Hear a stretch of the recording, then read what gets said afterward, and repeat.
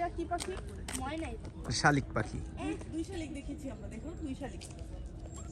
First time এক শালিক দেখছি, তারপর দুই শালিক দেখছি কাটাকাটি। শালিক আবার দুইটা শালিক।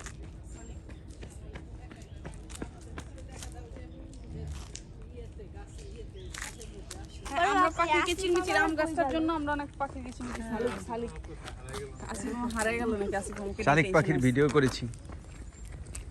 শাপলা পুকুর, এই যে এদিকে শাপলা পুকুর। এই যে এই জায়গাটায় না অনেক নিচে সাইকেল দিয়ে পড়ে যেতে পারি। চলো তাহলে আমরা শাপলা পুকুরের দিকে যাই। শাপলা পুকুর।